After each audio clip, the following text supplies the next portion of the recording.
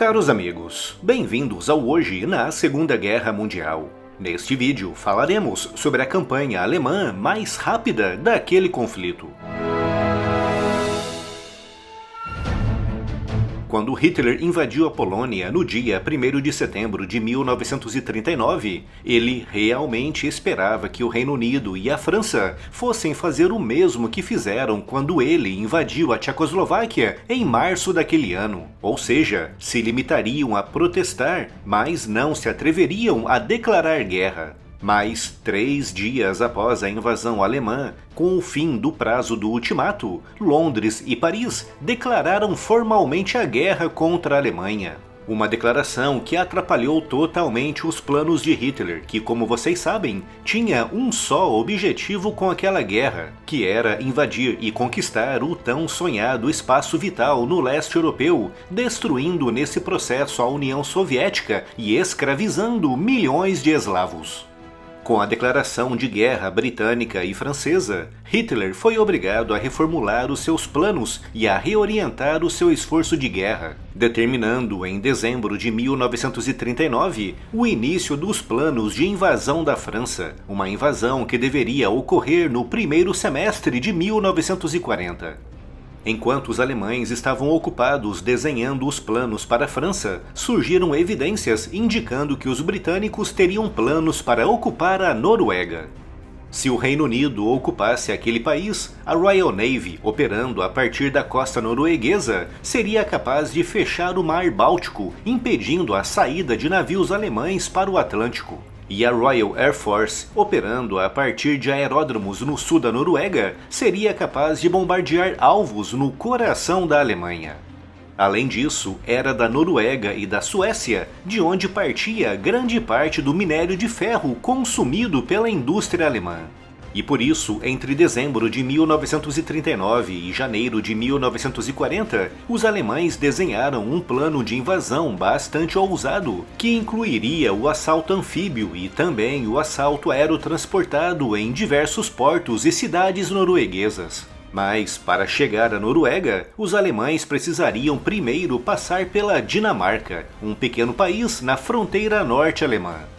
Desde setembro de 1939, no início da guerra, que a Dinamarca tinha declarado a sua neutralidade no conflito. Mas para facilitar o ataque à Noruega e também para não correrem o risco de verem britânicos desembarcando e ocupando a Dinamarca, os alemães precisavam também atacar e ocupar aquele país.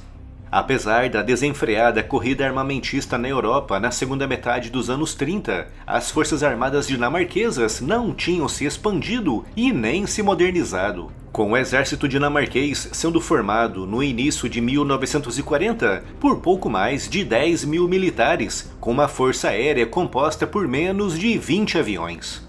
A invasão da Noruega foi marcada para o dia 9 de abril daquele ano, uma operação que, como referi, incluía também a invasão da Dinamarca, com o embaixador alemão naquele país, Cecil von Hentfink, entregando ao ministro dinamarquês dos Negócios Estrangeiros às 4h30 da manhã, uma nota informando que forças alemãs entrariam na Dinamarca naquele dia para proteger o país de uma suposta invasão britânica. O embaixador alemão pediu que o governo dinamarquês não resistisse à invasão, garantindo que tudo não passava de uma operação para proteger o país dos britânicos. Mas antes mesmo do embaixador alemão informar o governo dinamarquês, forças alemãs já estavam invadindo o país, com um destacamento alemão desembarcando em Gedser antes das 4 da manhã. E por volta daquela mesma hora, a Alemanha realizou no aeródromo de Masnedo aquele que foi o primeiro assalto aerotransportado da história, resultando na conquista das instalações. Às 4h30 da manhã, enquanto o embaixador alemão ainda conversava com o ministro dinamarquês, todo um batalhão alemão estava desembarcando na Baía de Copenhaga. Às 5 da manhã, os alemães avançaram em direção ao Palácio Real com o objetivo de capturar o rei da Dinamarca, mas um pequeno destacamento dinamarquês atrasou o avanço, dando tempo para o rei Christian X ser evacuado para o Ministério da Defesa, onde conferenciou com o Estado-Maior para decidir como conter aquela invasão. Ao mesmo tempo, bombardeiros alemães começaram a sobrevoar a capital, lançando panfletos alertando para um bombardeio iminente se não houvesse rendição. Por volta das 6 da manhã, o rei recebeu um ultimato formal da Luftwaffe, ameaçando bombardear a capital e outras cidades dinamarquesas.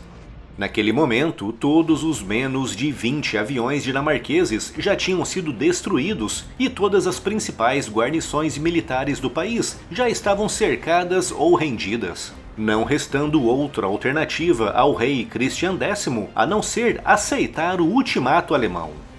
A ordem de rendição ainda levou algumas horas para alcançar todas as unidades militares dinamarquesas, mas considera-se que, no total, a conquista alemã da Dinamarca não consumiu mais do que 5 ou 6 horas, transformando-se na campanha militar alemã mais rápida de toda a guerra.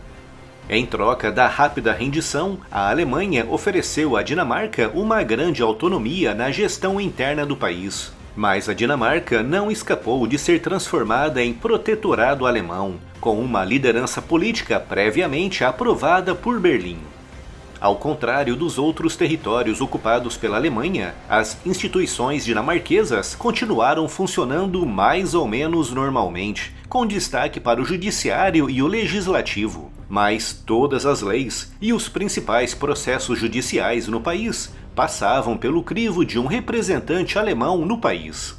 Apesar de ter sido criado um partido nazista na Dinamarca, o apoio local foi muito baixo, e apesar de um grande esforço alemão de propaganda que tentou dar a entender que a Dinamarca e a Alemanha eram países irmãos, menos de 6.000 dinamarqueses se voluntariaram para uma divisão estrangeira das Waffen-SS, uma unidade que foi descomissionada em 1943 devido ao fraco empenho dos militares. Ao contrário de outros territórios ocupados, como a França, que participaram ativamente no esforço nazista para prender e deportar os seus próprios judeus, os dinamarqueses fizeram sempre um grande esforço para proteger os seus judeus, enviando para a segurança da Suécia mais de 95% deles, quando a Alemanha ordenou em 1943 que os judeus dinamarqueses fossem presos e deportados para campos de concentração. A partir daquele ano começou a crescer na Dinamarca um grande sentimento anti-alemão, que fez nascer diversos grupos de resistência, alguns deles armados, o que culminou na dissolução do governo dinamarquês em agosto de 1943, substituído por um governo alemão. Após diversos casos de sabotagem e de ataques contra políticos e militares alemães, Berlim ordenou a prisão de figuras importantes da sociedade dinamarquesa, incluindo policiais, com a Gestapo prendendo ao longo de 1944 mais de 3.000 dinamarqueses, com muitos deles tendo sido deportados para campos alemães. Apesar de comparativamente mais leve do que em outros países, a ocupação alemã da Dinamarca destruiu completamente a sua economia, causando muitos episódios de fome no interior entre 1944 e 1945.